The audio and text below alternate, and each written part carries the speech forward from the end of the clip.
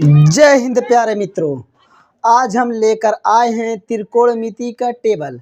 इसमें क्या होता है दोस्तों, टेबल का मतलब ये है कि त्रिकोणमिति में आपको 30 का मान पूछता है, 45 का मान क्या होता है, 60 का मान क्या होता है, 90 का मान क्या होता है, इसी तरीके से और 120, 130, 140 ऐसे 150, 280, 270 इसका भी मान पूछता है दोस्तों।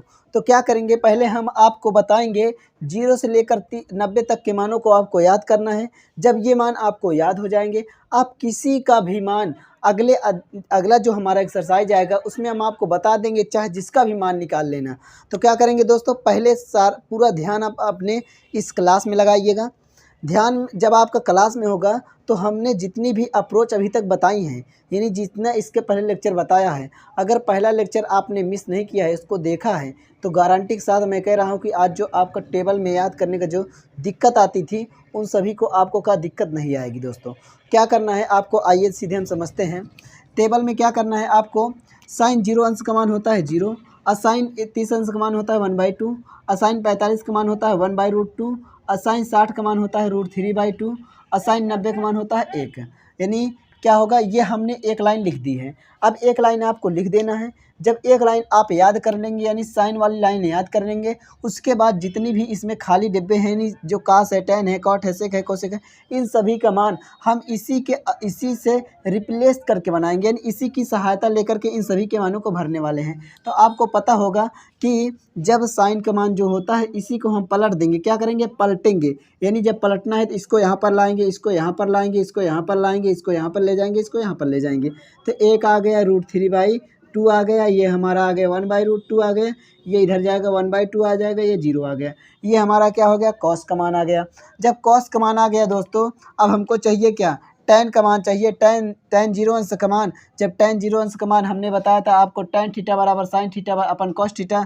तो टैन 0 अंश का मान, साइन 0 अंश का मान क्या होता है 0, और कास 1 का मान क्या होता है 1। आप ध्यान से समझना, किसी भी संख्या में क्या करेंगे, किसी भी संख्या में अगर हम 0 रहे, ऊपर क्या रहे 0 और नीचे क्या रहे, कोई भी संख्या रहे, अगर आप भाग कराते हैं, ऐसे तरह भाग कराएंगे तो 1 का पढ़ा अगर 0 बार पढ़ते हैं 0 आ जाता है, आएगा आंसर, कोई दिक्कत नहीं है। लेकिन अगर यही चीज़ ऐसे लिख दें, अब इस तरीके से, अब क्या करेंगे, 0 का पढ़ा एक बार आएगा कभी, तो जब किसी भी संख्या में 0 से भाग कराएंगे तो उसका आंसर हमेशा इन्फिनाइट आएगा।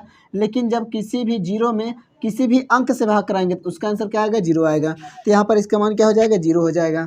फिर उसके बाद क्या करेंगे, अगला जो दिया है इसमें क्या बोला है, टैन थीटा चाहिए।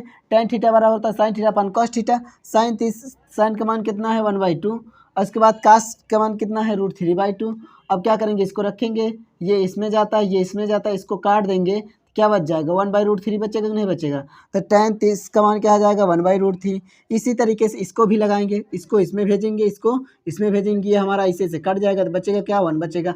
इसी तरीके से इसको ऊपर भेजेंगे, इसके में भेजेंगे, 2 से 2 हमारा कट जाएगा, बचेगा क्या हमारा √3 बच जाएगा। इसको क्या करेंगे दोस्तों, अब क्या करेंगे, एक का या देखो ध्यान से समझना, ये 0 एक ऊपर आएगा और ये 0 नीचे आएगा। अभी हमने बताया कि किसी भी संख्या में अगर आप 0 से भाग कराएंगे उत्तर क्या आएगा, इन्फिनाइट आएगा। तो यहाँ पर क्या हो जाता है, इन्फिनाइट हो जाता है। समझ में आई दोस्तों सारी बातें।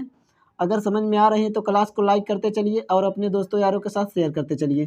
तो दोस्तों अब आते हैं अगला जो हमारा दिया है, ये हमारा आ गया। अब चाहिए हमको कॉट का मान। तो एक तरीका ये है कि कॉट कॉस थीटा अपन साइन थीटा होता है, तो कॉस की वैल्यू ऊपर रखेंगे और साइन की वैल्यू नीचे रखेंगे। एक तरीके से इससे भी निकाल सकते हैं।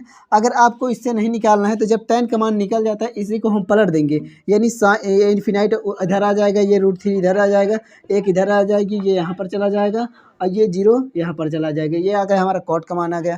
अब हमको चाहिए क्या, सेक का मान। जब सेक थीटा चाहिए तो हमने बताया था आपको, क्या बताया था दोस्तों, कि कॉस थीटा बराबर क्या होता है 1 का सेक थीटा। अगर सेक यहाँ भेज दे, कॉस यहाँ पर भेज दे, तो आपका फार्मूला जो बन जाएगा सेक थीटा बराबर 1 का कॉस थीटा। तो ये आपका आ गया फार्मूला, सेक थीटा बराबर 1 कॉस थीटा। अब हमको चाहिए सेक का मान। तो क्या करेंगे, कॉस थीटा, अगर कॉस 0 अंश का मान कितना 1, तो यहाँ पर रखेंगे क्या 1, यानी 1/1 क्या आ जाएगा आपका आंसर 1 आ जाएगा। क्या रखेंगे आंसर यहाँ पर 1। इसी तरीके जब इसको भी रखेंगे तो ये भी पलट जाएगा, क्योंकि ध्यान समझना, किसी यहाँ पर कॉस है ना।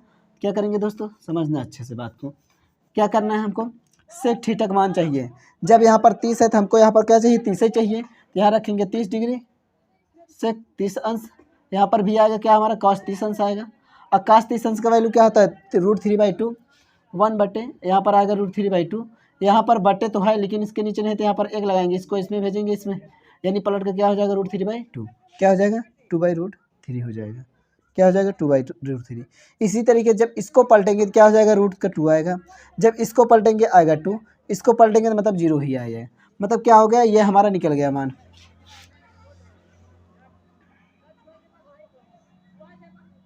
ये आ गया आपका। अब क्या करेंगे दोस्तों? अगला वाला जो सवाल है हमारा, अब इसमें क्या करना है दोस्तों? अगला सवाल है जो यहाँ पर आपका आएगा इन्फिनाइट, सॉरी है, देखना अच्छे से। कोसेक थीटा का मान चाहिए, तो हमने बताया था सेक का अगर आ जाता है तो इसको पलट देंगे, यहाँ पर इन्फिनाइट आएगा, यहाँ पर 2 आएगा, यहाँ पर आएगा √2 आएगा, या पलट इधर चला जाएगा √3/2, इधर जाएगा तो 1 हो जाएगा। ये हमारी टेबल तैयार हो जाती है। तो टेबल को हमको 2 तरीके से आपको बताएं। पहला तरीका ये है कि अगर आप एक का मान निकाल लेते हैं तो उसको पलट देंगे, दूसरे का मान आ जाता है। अगर tan का मान निकाल लेते हैं पलट देंगे cot का मान आ जाएगा, सेक का मान निकाल लेते हैं तो पलट देंगे कोसेक का मान आ जाएगा। एक तरीका ये है, और दूसरा तरीका ये है कि हम सूत्र की सहायता से निकाल लेंगे। अगर हमको चाहिए क्या? tan का मान चाहिए tan थीटा, इसमें लगाएंगे sin थीटा बटे cos थीटा से। अगर हमको चाहिए sec थीटा का मान, हम तो किससे निकालेंगे? 1/cos थीटा से। अगर हमको चाहिए sin थीटा का मान, किससे निकाल लेंगे? 1/cosec थीटा से।